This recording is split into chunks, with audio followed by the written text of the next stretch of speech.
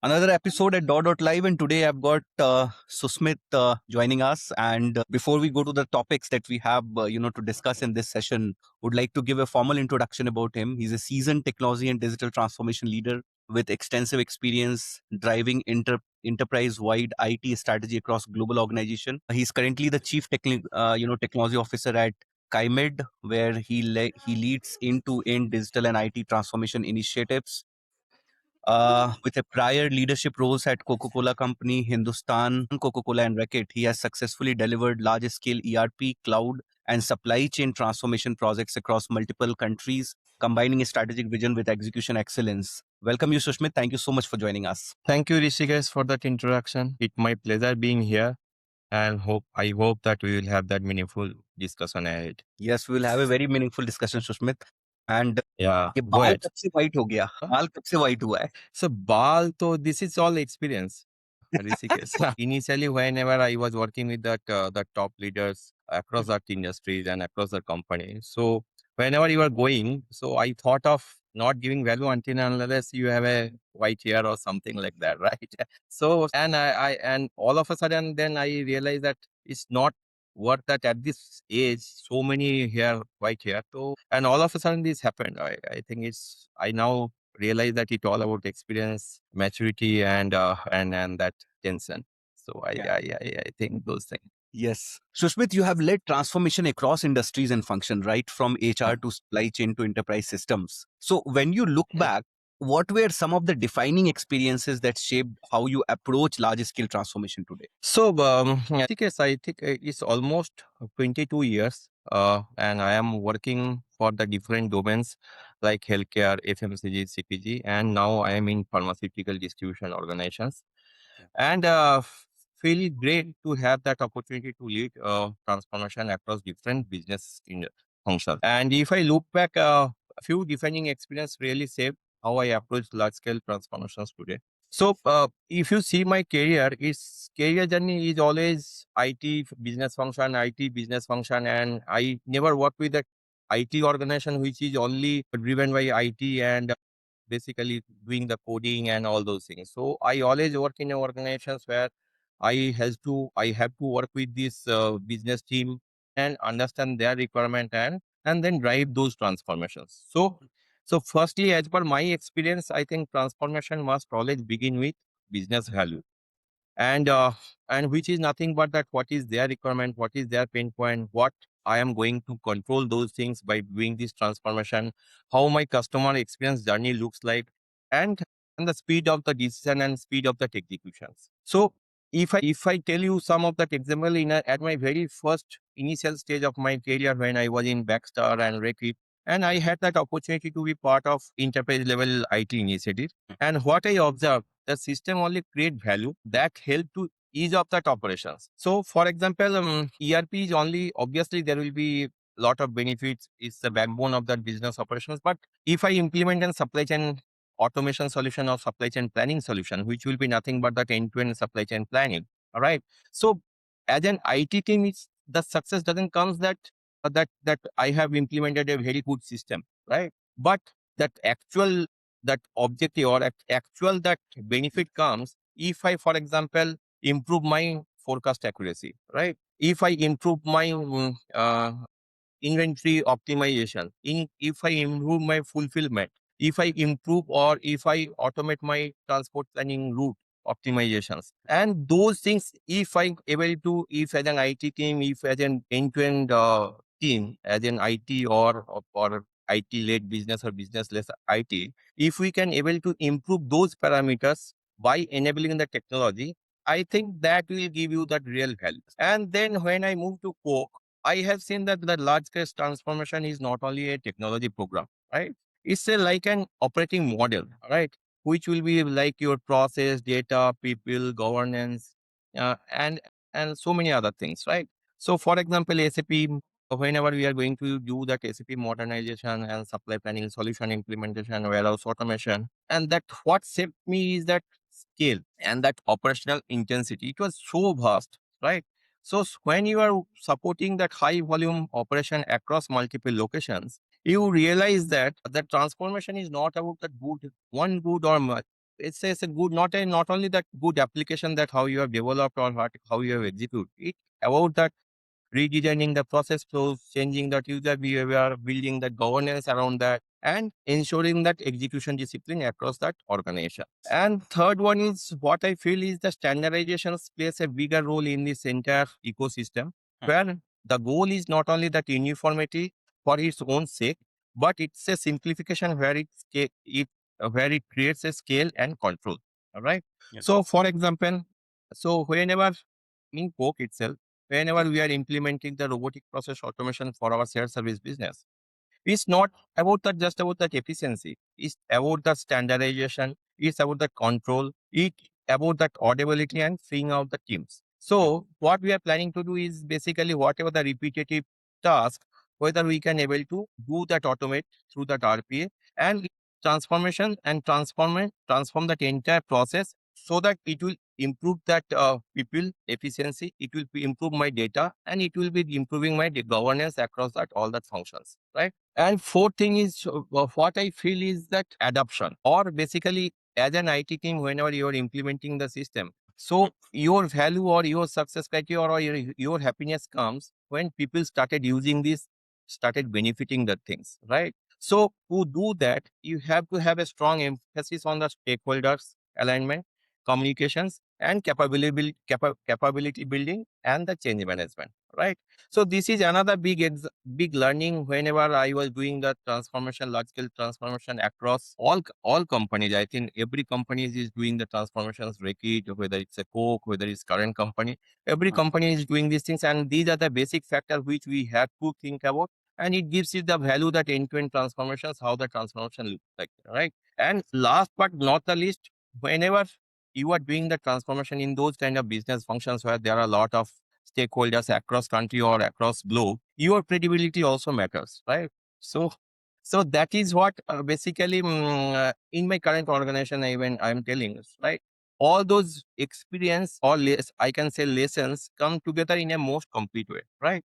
So, as a chief technology officer, whenever I'm working for my current organization, it reinforced my belief that hardest part of the transformation is really the technology, right?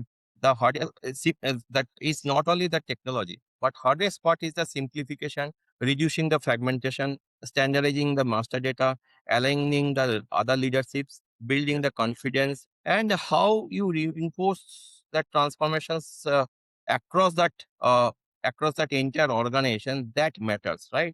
So that people will be made comfortable and customer ultimately is whatever organization we are doing, our end objective is the customer satisfaction, right? So Yes. our customer has to satisfy with this product, and whoever is our field force, they have to ensure or they have to be very happy that no, that the new technology is helping us to drive the things in more efficient way.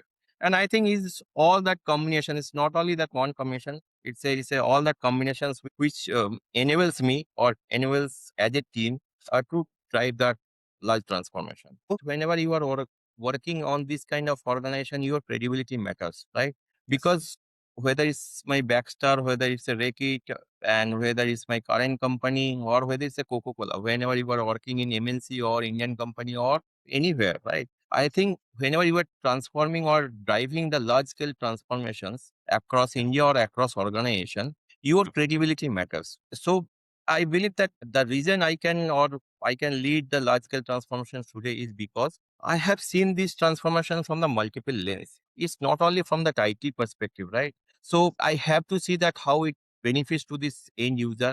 Plus, obviously, I have to see from my own angle also from that architecture perspective, security perspective, governance perspective, and obviously effectiveness of these ground level people, right? Loop all those things together and thinking that what best you can do for these organizations or to meet that customer needs or end objective, you obviously have to think end-to-end perspective and you have to choose the right tools, technology, and able to drive those transformations, right?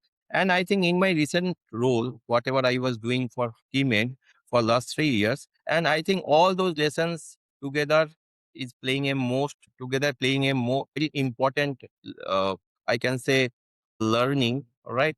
And I can able to the role that I am reinforcing, that is the belief that the hardest part of the transformation is really that technology. But Yes. the hardest part is the simplification of these processes, reducing the fragmentation, standardizing the master data, aligning Yes. the leadership, and building the confidence, right? So I think all these combinations, whenever I am putting those things, cross industry, cross functional experience, these all shape me as a leader to deliver that outcome. That क्योंकि ये experience तो AI के पास no, so that's what whenever we had a discussion, right, on those aspects, right? So basically, defining the strategy, right? हाँ, You can everybody can do it nowadays. I think हाँ, if you type that what to do in the chatbot, I think nothing is impossible. Looks like हाँ, our time पे it was not there, right? We have to understand that entire ecosystem, understand that difficulties, and then we have to try to think all those things, right? But yes. what is very difficult is Rishikesh in today's scenario is that execution, right? Mm. So execution sometimes it's so smooth you will not feel the pain of this, right? That you seems like, and that may be because of that several reason. I am not telling that technology is only the reason, right? That people have done a good exercise, background exercise over the period of time. They have Yes. done this alignment. They have put all the correct resource at the correct point of time. The team, whoever is working for those enter the transformation project are excellent, right? Those things matters, right? But in today's situations, I think AI obviously is playing a very big role, right? Mm. And I think everybody needs to a change, right? The way that it is progressing in today's situation, right? So until and unless you are changing yourself as well as an organization, we are not thinking to adapt those things, it will be very difficult. But adaptation is not very easy. It is true. And sir आपने इतने सारे AI and automation across multiple business areas so from your experience और मैं आपका पूरा वो देखा था मतलब जो जितने सारे आपने प्रोजेक्ट्स इंप्लीमेंट किए हैं मतलब right from HR to supply chain मतलब कोई ऐसा मेरे को नहीं लगता बिजनेस फंक्शन है जो आपने छोड़ा है Correct. So, Rishikesh, that's what I told you, now that trust. So, there are organization. I think another thing what I realized, right? If you want to work in any of the organization, there is no boundary, right? If you Yes. wanted to learn, right? So, Yes. either people will notice or you have to keep on working, then only you can gain knowledge, right? And that was a pure motto when I passed out that from that engineering college and at that point of time. So to be very upfront, I being a computer science engineer, many of my friends are love coding, right? So at that Yes. point of time, right, I generally not have much interest in coding, though I am diverting from your question, right? The thing is, I don't know, it was the destiny or I can say it's a luck, right? Or it's a favor from God.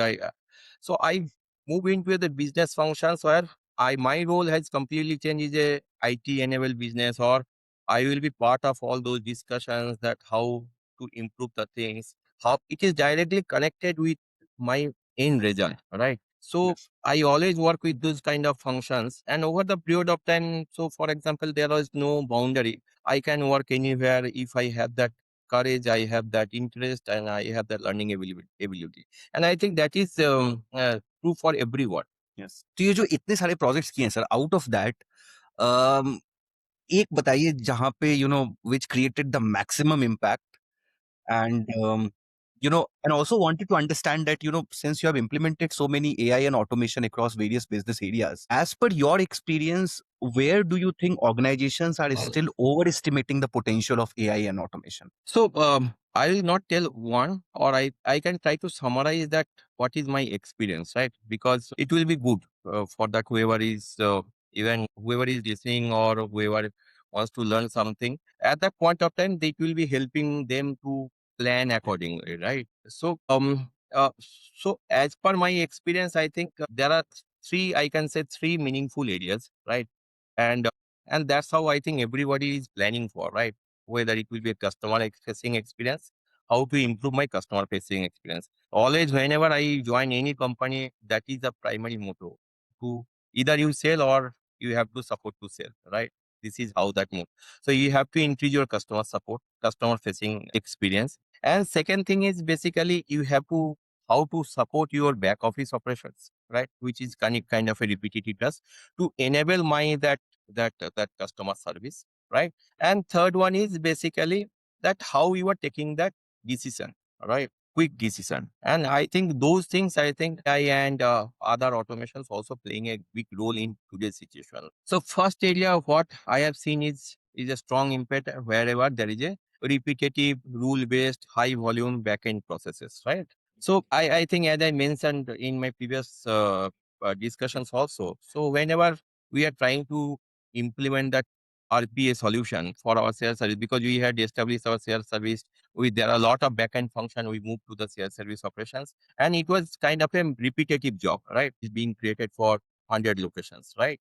Now, if we wanted to centralize, it's a kind of a repetitive job, right? I have to have a rate contract and I can able to create those things from my central operation itself, right?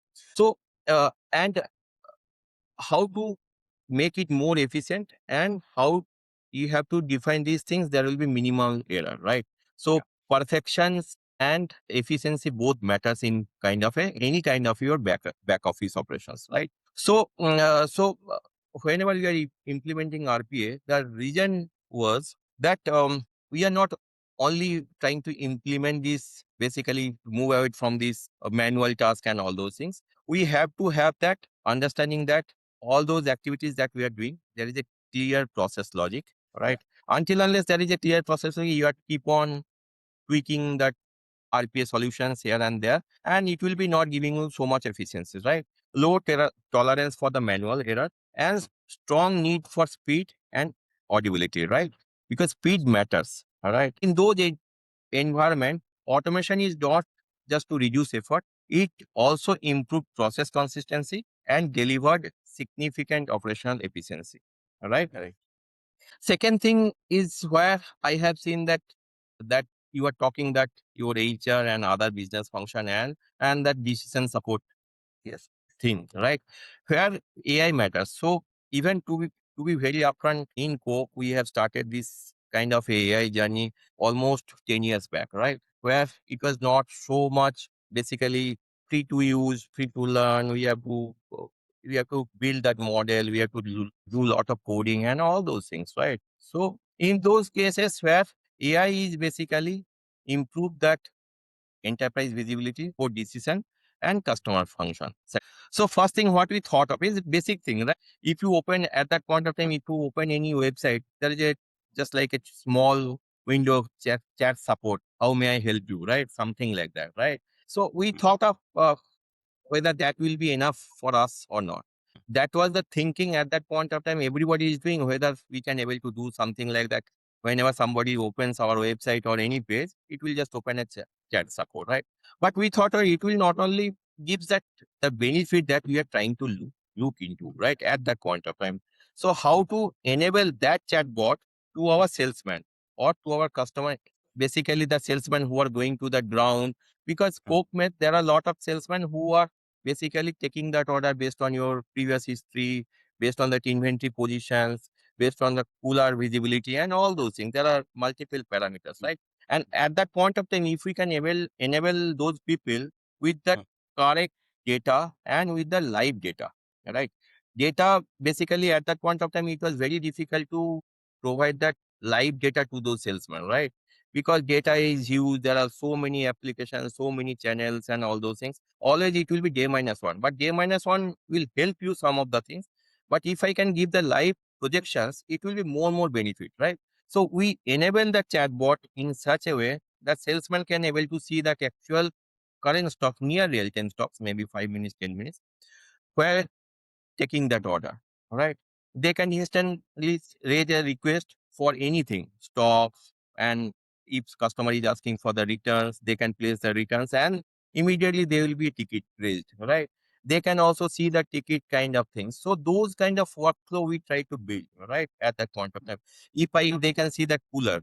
So coolers, you can see there are a lot of cooler. If the product is not having the stocks, they can able to place that orders at that point of time by having some kind of automation solutions.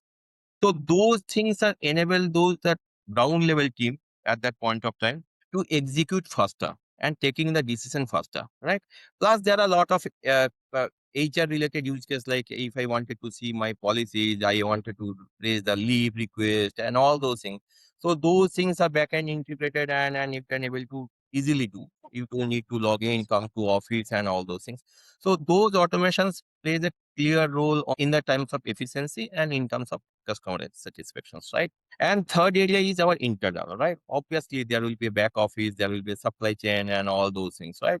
So, so hiring experience. So, for example, as you can see, also hiring experience is one of the um, I can say is one of the back end improved efficiencies kind of thing where there are a lot of first of all the job description itself is not clear in many of the times, right? So how Mm. to create a job description properly, how to match the job description whenever you are putting those job description into a solution where AI will match those job description based on your candidate profile. So your job description has to be very accurate, right? And then matching sequence, how to do those things. So those things enable those our HR back office functions having that good candidate sorting, rating, and also that candidate experience because it will be integrated with your interview schedule, your Yes. automatic informations, document collections, and all those things, right? So those things gives us the tangible benefits in terms of customer satisfaction, efficiencies, accuracies, as well as organizational change. Yes. Now, if I see that organizations, your second question, I think your how that Overestimating. organization still overestimate AI and automation in several times, right? So I think again it will be all all everything your automations, your AI, your transformations, everything linked with that basic structure is data, all right? Right. Data process and all those things. So if you have that core design of or weak data foundations, right? Yeah. AI will not able to work. All right. So AI has to work. It has to be having a clear master data, Yes. standardizing the workflow. For example, if you are seeing the things, it has to be going to particular approval, right? Otherwise, it will be an open-ended statement, hanging statement, right? So Yes. those kind of workflow has to be clearly defined in this organization, right? If the underlying data is fragmented or the processes is inconsistent, AI does not magically solve that, right? And second area or over estimation is kind of a fully automation autonomous decision making. So people or organizations sometimes thinks that AI can make nuanced operational, commercial or people related decision with minimal oversight, right? In reality, the best result I have seen at least from the decision support or prioritizations and workflow acceleration, not from that removing that human judgment together, right? So as I explain you, right, that HR solution, right? Though AI will do the screening, right? But ultimately, that HR, whoever is that head or whoever that Yes. doing this thing, recruitment head or someone has to take the decision, right? Who is the right candidate. AI will just give you that outcome, helping you to give you that or shortlist the candidate in a more, I think, accurate and quick fashion, right? But Yes. ultimately, decision has to come from your human, right? And same another thing, basically sentiment analysis, right? You know that sentiment analysis. Those are the, I think, AI related stuffs. But Mm. ultimately, you have to assess that it still depend on that human evaluations, role clarity, and cultural fit, right? So Yes. those things, I think, we have to think about that. That what gives me that benefit, right? It will not change that entire thing, right? Yes. And third area, I think, is again the speed of adoption, just like I was telling, right? Which AI will not replace, right? You have to work on those things, right? If I implement an AI driven solutions, right, my adoption will not change, right? Technology or my steps may be little less, but still I have to adapt a new technology, new solution or new processes, right? So I Right. think these are the some of the areas I think many of that organizations realize, but they oversight some of the times, right? And at the later point of time they realize those things and able to do the correct result. Now, Shushmit, we have seen organizations invest heavily in data platforms and dashboards, but they are Correct. still struggling to make, with decision making. In your experience, what does it take to actually truly make a data driven enterprise? Yes, I think if you see that whenever I was going to any of that, for example, not only podcast kind of thing, but any of the business meet or any of the events, everybody, if you ask 10 people, they will say that our organization is data driven organization, right? actually they build that. I am not telling that they're telling lie. They build that data lake, they build a data warehouse, they build a lot of analytics out of it. So how to use that, all right? How to use that? What is the relevant data sets that they need to showcase to that management basis on which they can able to take the decision, right? I have seen that many of that organization which they are having that lot of, even in my past, I'm not naming those organizations, but they have that analytic solution, they have that good reporting solution in place, but they still believe on that Excel spreadsheet which is being developed or managed by local level, local PA or some of that executive who are developing those Excel reports, and basis on that they are basically taking the decision, right? So I think if you ask me based on that my experience, how that organizations can be purely data driven, there are certain sets of combinations. I can again say that. So basically, that again, I'm telling that biggest challenge is data. So whenever we are in Coke also, right? Whenever we are doing that data report, data warehouse kind of things, it is a not a single system you are pulling the data, right? You are pulling the data from that. There are periphery of 20, 30 applications, right? And putting the data. So one solution or one system's data, one collaborator will kill that entire perspective, right? So that is, I think, one of the very critical aspect, even harmonizations, right? When I started, right, here also, right? Data harmonizations is one of the biggest exercise. So for example, in your data structure, you are telling this is the meaning of that, right? But same field in my data structure, I am using as a different meaning, right? So across that organization, my data has to be harmonized, right? All that field values that are getting defined, meaning or the data field value should be same across that organization. It should not be basically location specific or organization specific or country specific. All right. So those harmonization has to be there. Second thing I have seen also the data ownership. All right. So you know that your solution means it's a custodian of IT. All right. But data is like IT is not generating the data, right? It's also getting from that. So, for example, if I'm opening an outlet, all right, I have to collect the data. My salesman or my any of my executives is going to that outlet and collecting the data, all right. Yes, somebody has to enter the things and somebody has to own that particular data.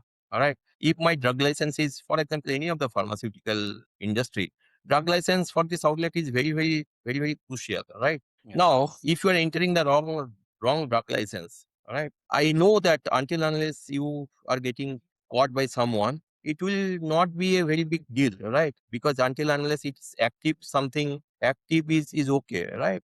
But it is like a very sensitive data, right? I can say, right? So ownership of the data, IT maybe is that maintaining those data or storing the data, but who is collecting the data, who is entering that first set of data, they have to also own that particular data. And third is basically that I told you that workflows, right?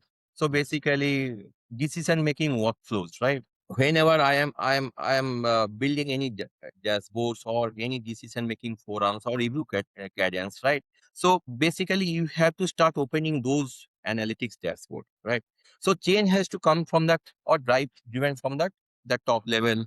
Basically whenever you are opening any of that forum and start analyzing or start these things, Power BI dashboard or any of that analytics dashboard, and seeing those data and analyzing those data, there will be huge change in terms of change management, right? Or in terms of adoption, right? So those things are also very important, right? Now, another thing, even in my previous organization, also I seen we have developed lot of dashboards, lot. I think 200 plus dashboards, right? So I am not saying those are not relevant. All are relevant, right?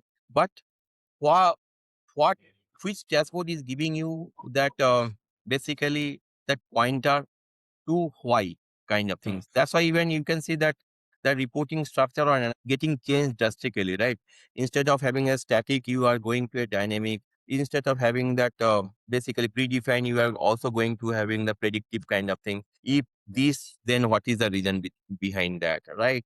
So those things are also coming up. And and another thing I told you that cultural and leadership of I think behavior or I can drive for those kind of adoptions. That those things are giving a huge impact in kind of driving those changes, right? I got it. Susmit, and you have been a part of multiple ERP and digital transformation programs across geographies. Correct. Would you like to touch upon some of the hard lessons which organizations typically learn only after going through these transformations? What are my learnings, right? And I think these kind of transformations are giving you, whenever you are driving those things, or Rishikesh, every transformation is giving you different perspective, right? So even in Coke also, I had even SAP for India, Nepal, and other countries also, right? Dynamics also. Nepal experience was a very big different experience from that whatever I had an experience in India, right? So those experiences really matters, right? So again, that ERP experience, right? So the first lesson that what I realized when I was in Rekit, right? And I think ERP does not fix that broken process, right? So basically, I started my journey with JD Edwards. You know that, right? It is very black and white screen and all those things, right? And we are trying to move to that SAP at that point of time. But the level of maturity at that point of time, we had done these things, right? We had consolidated all that across geographies processes, which is the best practices and all those things. And then only we move to that SAP. Though we are using an ERP solutions, right? Still, we have not easily migrated to SAP, right? Realize that if that ERP program has to success, it has to be we have to have a single standardized process across the geography. Obviously, there will be localizations and all those things. It will never work with the broken processes, or I can not saying that broken processes. We have to relook into the process and ensure that this process is very clear. Yes. So that exactly the first learning. I think if we are under that impression that if I implement that ERP or any of that, obviously ERP is the backbone of any of that organization, it will solve entire thing, right? Let's first implement that ERP, then I'll change my processes accordingly, may streamline the processes accordingly. Those way it will never work in a reverse way. Correct. So, second lesson is obviously again, whenever you are starting that ERP program, right? First thing is what? How is your master data looks like? How is your process looks like?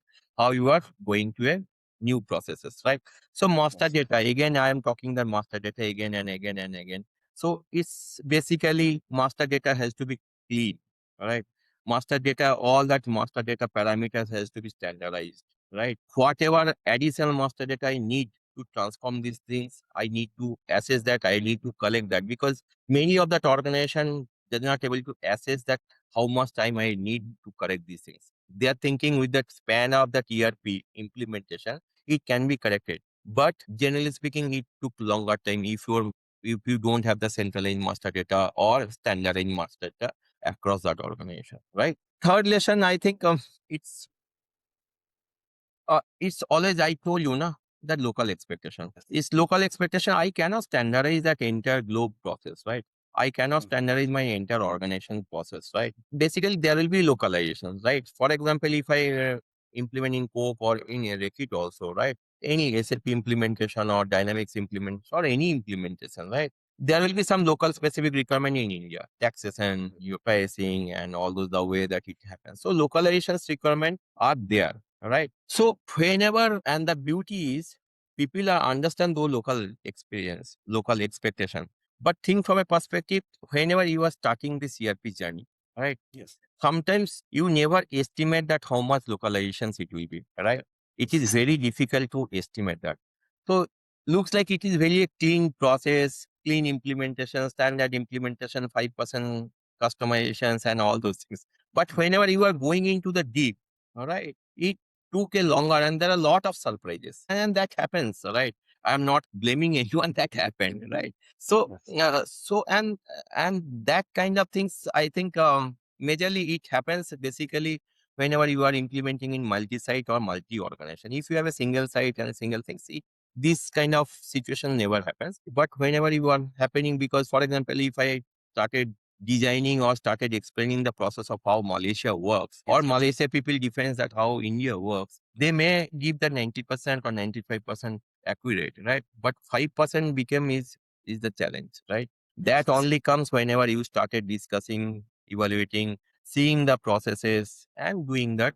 analysis, right? And fourth lesson, I think, is obviously any of the transformation I mentioned that your business ownership matters, right? Yes. So I think still I can see that many of the organizations think that ERP has to it is IT initiative, right? ERP stands. So though it's true some of the cases, but business has to own this thing because processes they have to design, processes they have to use, right?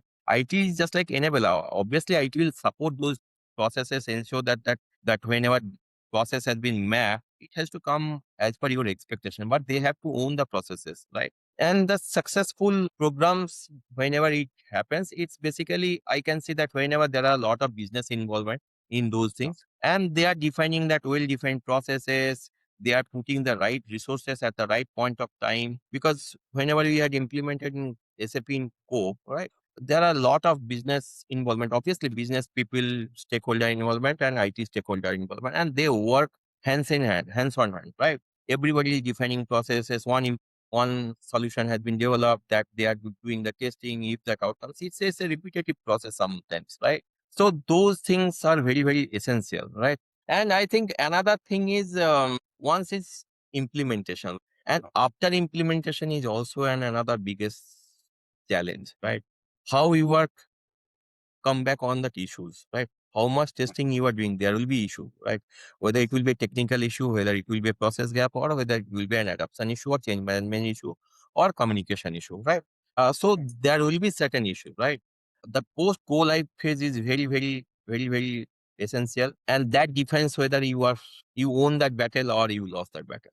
To be very upfront, if your impression, first impression or second impression or third impression is not good, that means it's gone. All right, you have to rethink all those things, right? So I can say that users are so go live post go live users has to adjust for some period of time. All right, there will be some kind of workarounds, right? They have to we have to think all those things. So for example, I have seen in one of the use cases where one small transaction has stopped entire warehouse. All right, so I have to think at that point of time what will be my alternative. All right, all those things also matters, right? And I think these are the basically there are a lot. I can say there are a lot. All right. How you are presenting at the right point of time. What is your how you stand when there is a problem. All right. So that also matters. So if users are shouting that, obviously on the first day user will shout, right?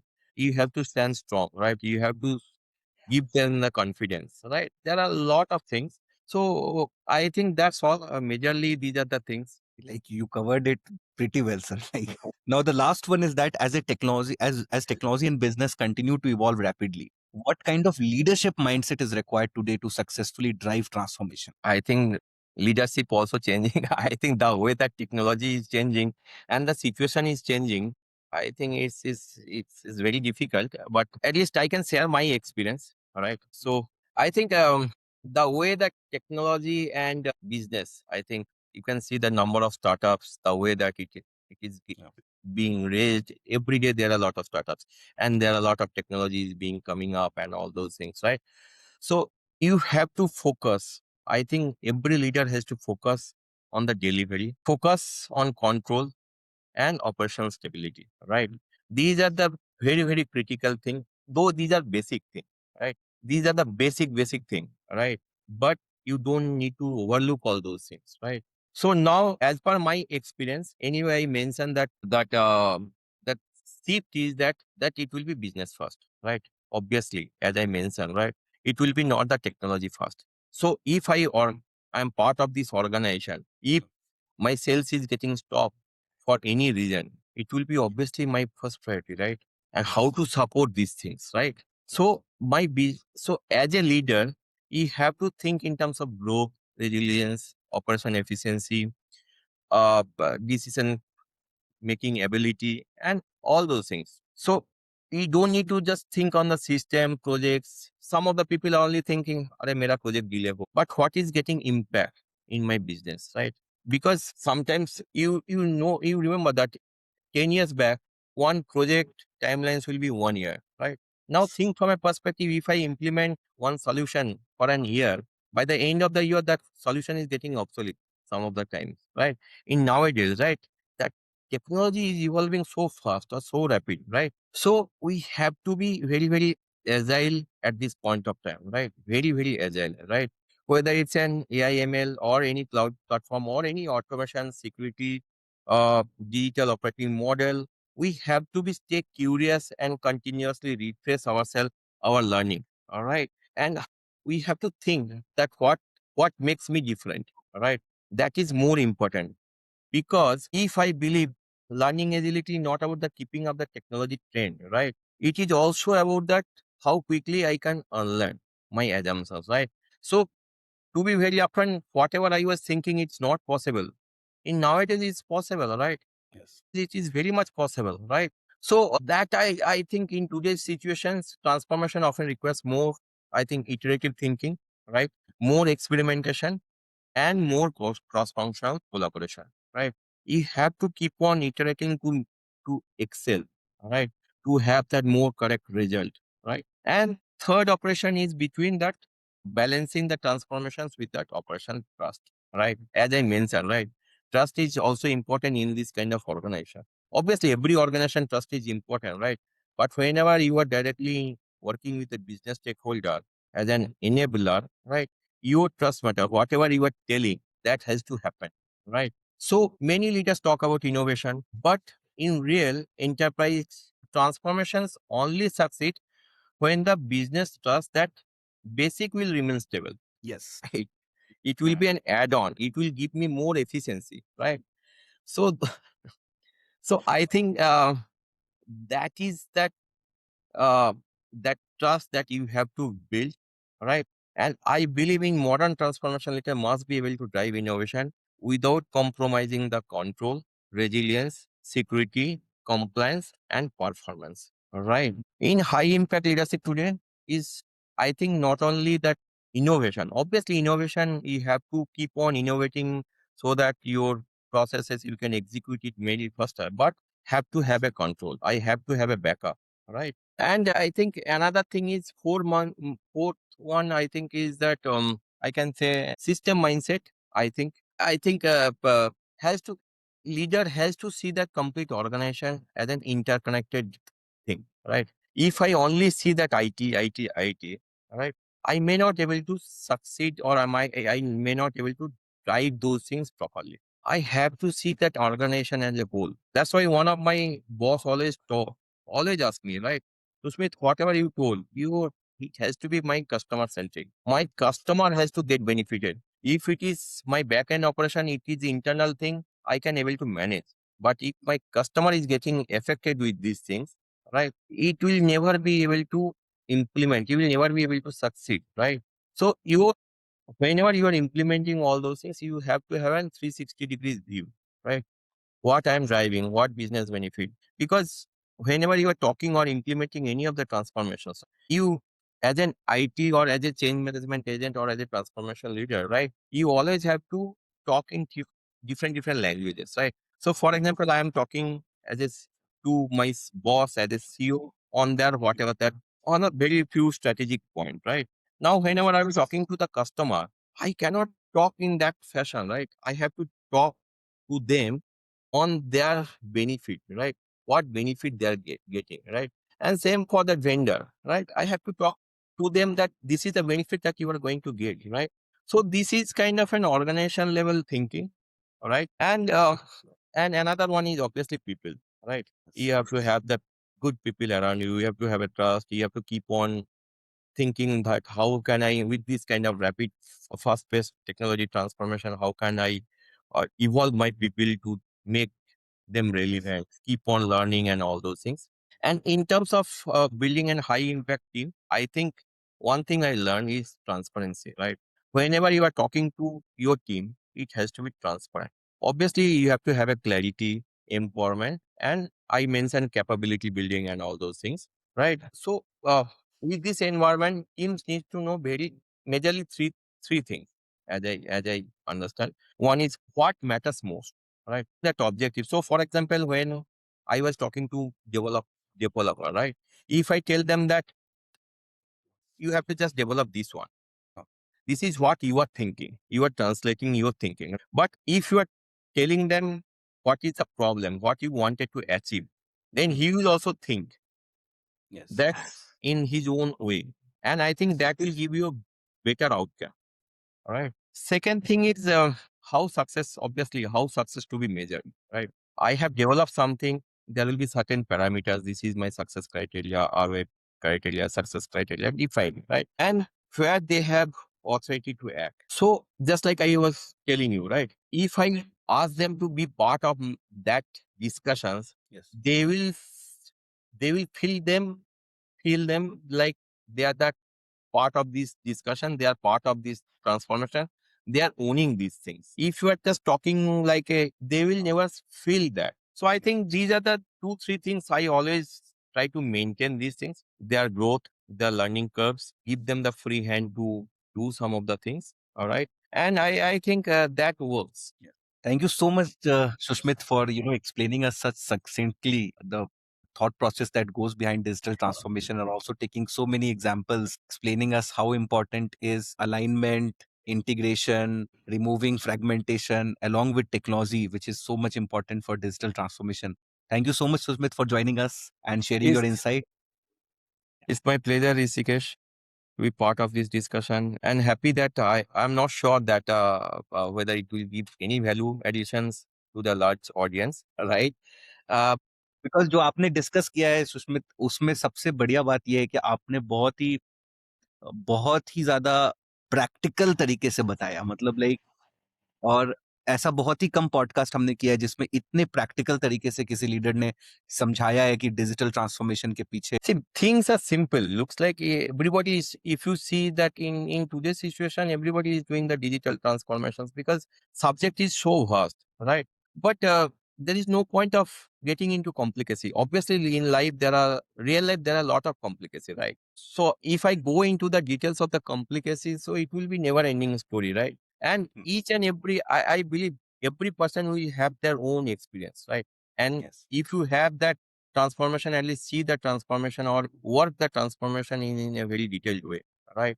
And that is how I can also differentiate. Whenever I try to work, I go into the details. I try to work with the people, right? And I love to work with the people, not only as a communicator or not only as a change agent, but value that it can bring to that entire ecosystem. So and to be very upfront, I have worked with even contract labor. I have worked with the government also. I have worked with any other third party vendor, and everybody, once you tell them in transparency and tell about the real fact, right, the life will be becoming easier, right? Job is done. And if they accept, obviously, acceptance obviously there. And obviously you have to match their expectation, whatever you are telling versus whatever is the outcome. Right. In many cases, there will be a difference. And difference होगा तो आपको problem obviously आएगा, right? And at that point of time, obviously there will be a difference because whenever you are starting the transformation, you may not realize so many things, right? Over the period of, let's say, in big transformation, it may goes into 1 year, 1.5 years, 2 years also, right? Whenever you end it up, there will be a lot of technical challenge, there will be a lot of complications around that things. You might end up with something else, right? And at that point of time, you also have to accept that these are the problem that we are trying to overcome in a simplest way, but we could not able to do that because of these things, right? If you share your thoughts and ask people that what is your thought, and then try to incorporate those thoughts, it will be much easier, right? thank you so much, Sushmit, for your time, and we look Thank you. forward to hosting